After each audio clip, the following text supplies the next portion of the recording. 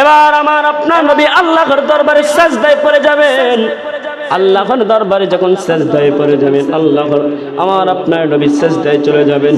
সিজদায় যাওয়ার পর কিছুক্ষণ যখন সিজদায় পড়ে যাবেন, এবার আল্লাহর পক্ষ থেকে ডাক আসবে, হে নবী, হে হাবিব, আপনার মাথা উঠান, আপনি যা চাইবেন তাই পাবেন। চিল্লায় কি আল্লাহু আকবার বলা যাবে না? তাহলে যে ব্যক্তি হাদিসকে অস্বীকার করলো সে কি কখনো মুসলমান হতে পারে? কথা বলেন, মুসলমান হতে পারে? নবীর শাফায়াতকে মানলো না। আরে মৌলবী, কার ছেলে সিন্নি খাইলা, মোল্লা চিনলা না, যার ছেলে দুনিয়াতে আসলা সেই নবীর শাফায়াত মানো না? হ্যাঁ, শাফায়াত নাই, তোমাদের কপালে শাফায়াত নাই। যারা নবীকে মানে তাদের জন্য শাফায়াত আছে, ঠিক কিনা বলেন? তোমরা মানো না বিধায় তোমাদের জন্য শাফায়াত নাই, যারা মানে তাদের জন্য শাফায়াত আছে।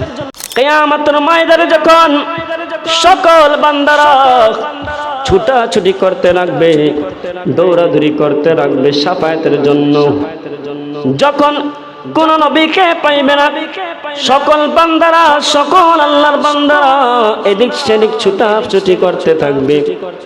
কে সুপারিশ করে তাদেরকে জান্নাতে নিয়ে যাবে? তখন এই বান্দারা আদম আলাইহিস সালাতু ওয়াস সালামের কাছে দৌড়াদৌড়ি করে ছুটাছুটি করে চলে যাবেন। আদম আলাইহিস সালাতু ওয়াস সালাম হচ্ছেন দুনিয়ার মধ্যে আসার সিরিয়ালের মধ্যে সর্বপ্রথম নবী। কি সর্বপ্রথম নবী?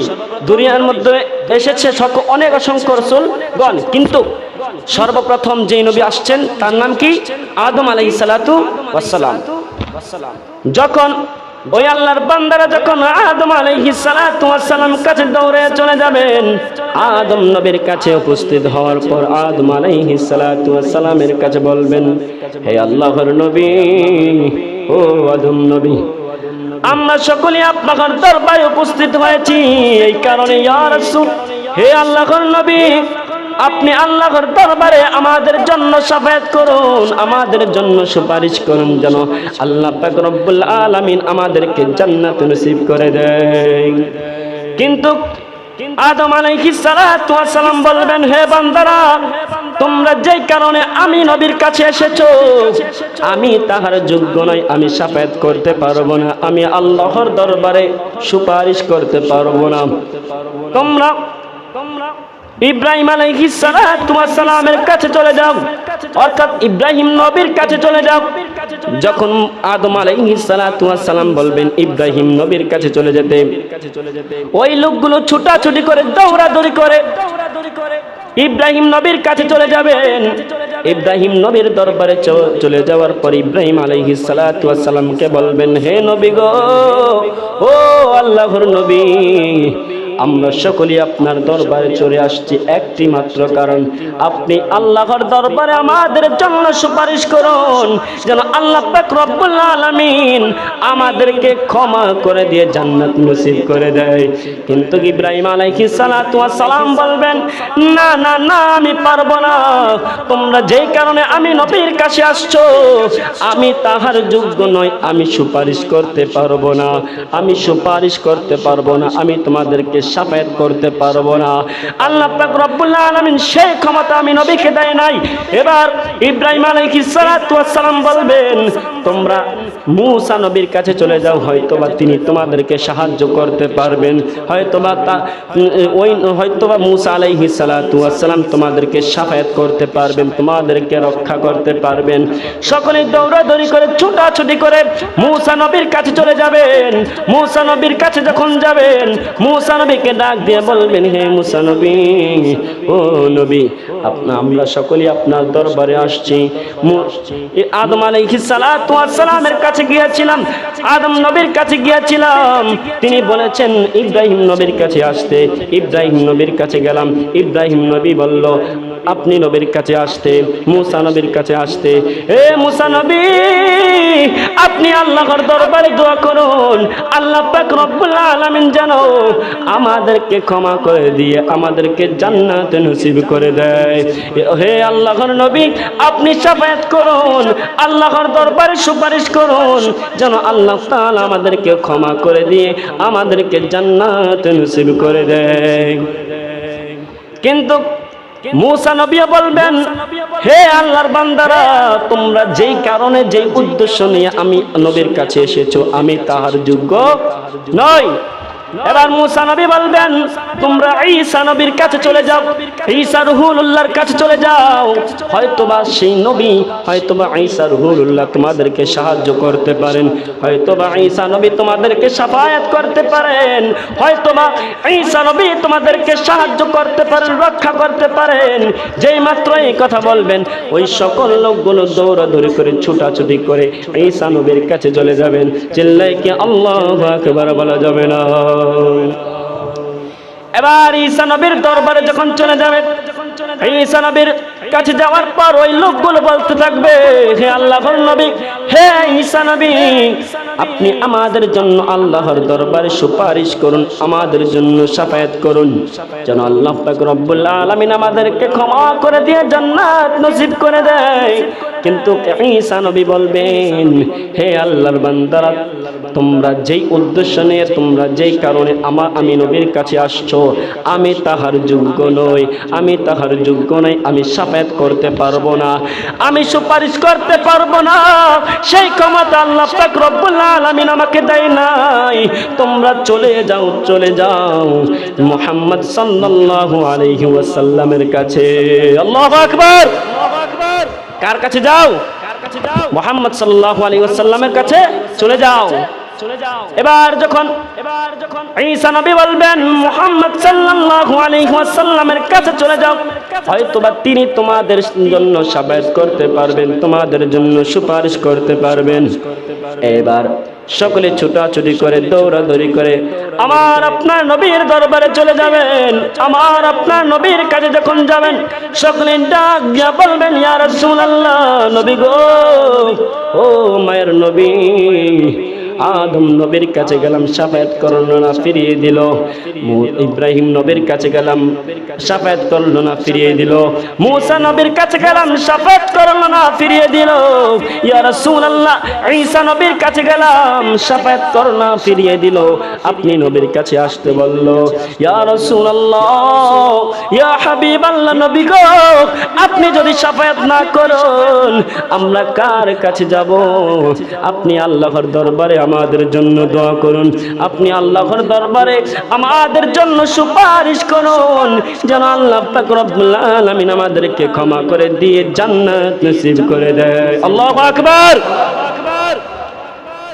এবার আমার আপনার নবী বলতে থাকবেন, হে আমার উম্মতেরা, হে আল্লাহর বান্দারা, তোমরা যেই কারণে আমি নবীর কাছে আসছো আমি সেই জন্যই তোমাদের অপেক্ষায় রয়েছি। আল্লাহু আকবার বলা যাবে না?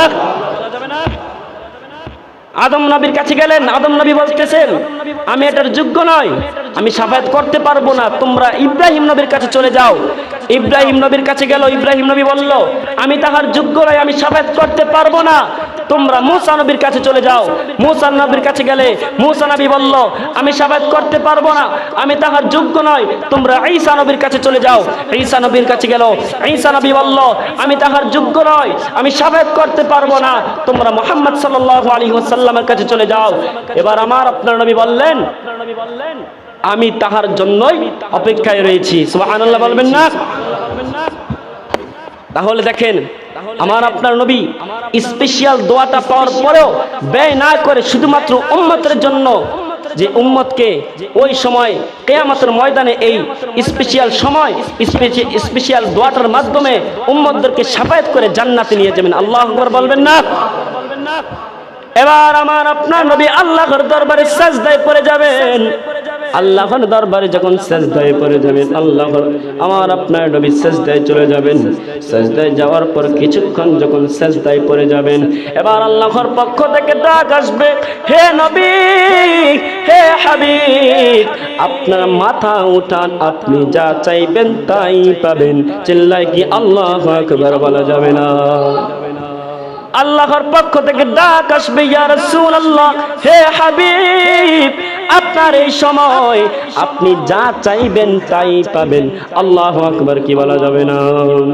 এবার আমার আপনার নবী বলবেন, ও আল্লাহ, আমার উম্মতদেরকে রক্ষা করুন, আমার উম্মতদেরকে রক্ষা করুন, আমার উম্মতদেরকে ক্ষমা করে দিয়ে, মাফ করে দিয়ে জান্নাত নসিব করে দাও। চিল্লায় কি আল্লাহু আকবার বলা যাবে না? এবার আল্লাহ পাক রব্বুল আলামিন বলবেন, হে হাবিব, হে হাবিব, হে আমার বন্ধু, আজকে এমন একটা সময় আপনার দোয়া কবুল করা হয়েছে। আপনি আপনার কোন কোন উম্মতদেরকে জান্নাতে নিতে চান আপনি নিয়ে যান। ওই কিয়ামতের ময়দানে আল্লাহ পাক রব্বুল আলামিন আমার আপনার নবীকে বলবেন, হে হাবিব, হে বন্ধু, আপনি দুনিয়াতে যার অন্তরে সরিষা পরিমাণ ঈমান ছিল তাদেরকে পর্যন্ত জান্নাতে নিয়ে যান। চিল্লায় কি আল্লাহু আকবার বলা যাবে না? দেখেন, সর্বনিম্ন যাদের সরিষার পরিমাণ অহংকার, সরিষা পরিমাণ ঈমান থাকবে, যাদের অন্তরে সরিষা পরিমাণ ঈমান থাকবে, তারা পর্যন্ত জান্নাতে যাবে। সুবহানাল্লাহ বলবেন না? এর উপরে ধাপ আরো আছে, কিন্তু সর্বনিম্ন যেটা, যাদের অন্তরে সরিষা পরিমাণ ঈমান থাকবে তারা পর্যন্ত জান্নাতে যাবে। কিসের মাধ্যমে? আমার আপনার নবীর শাফায়াতের মাধ্যমে। আল্লাহু আকবার বলবেন না? তাহলে আমাদের দেশে অনেক মৌলবীরা বলে যে কিয়ামতের ময়দানে নবী রাসূলগণরা শাফায়াত করতে পারবে না, নবী রাসূলগণরা নাকি তারা নিজেদের নেকি নিয়ে তারা চিন্তা করবে। নাউজুবিল্লাহ বলবেন না? তাহলে হাদিস শরীফ এসেছে যে আমার আপনার নবী শাফায়াত করবেন, কিন্তু ওইসব মৌলবীরা বলে নবী শাফায়াত করতে পারবেন না। তাহলে তারা হাদিসকে অস্বীকার করলো না? কি বলেন? হাদিসকে অস্বীকার করলো। তাহলে যে ব্যক্তি হাদিসকে অস্বীকার করলো সে কি কখনো মুসলমান হতে পারে? কথা বলেন, মুসলমান হতে পারে? নবীর শাফায়াতকে মানলো না। আরে মৌলবী, কার রাসূলের সিন্নি খাইলা, মোল্লা চিনলা না, যার রাসূলের দুনিয়াতে আসলা সেই নবীর শাফায়াত মানো না। হ্যাঁ, শাফায়াত নাই, তোমাদের কপালে শাফায়াত নাই। যারা নবীকে মানে তাদের জন্য শাফায়াত আছে। ঠিক কিনা বলেন? তোমরা মানো না বিধায় তোমাদের জন্য শাফায়াত নাই, যারা মানে তাদের জন্য শাফায়াত আছে। এজন্য তারা আপনার সেলুনে যারা কাজ করে, নাপিতের কাজ কি? চুল কেটে কেটে ছোট করা। ওই সমস্ত মৌলবীদের কাজ হচ্ছে মুমিন ব্যক্তির, মানুষের, মুসলমানদের ঈমান কেটে কেটে ছোট করা। ওই সমস্ত নামদারি মৌলবী থেকে আল্লাহ পাক রব্বুল আলামিন আমাদেরকে হেফাজত করি। সকলে বলে আমিন। তাদের থেকে আমাদেরকে সাবধান হতে হবে, না হয় ওই চুলের মতো আপনাকে কাটতে কাটতে, ঈমান কেটে নিতে নিতে আপনার ঈমান শেষ করে দিবে।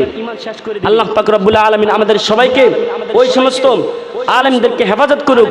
সকলে বলে আমিন।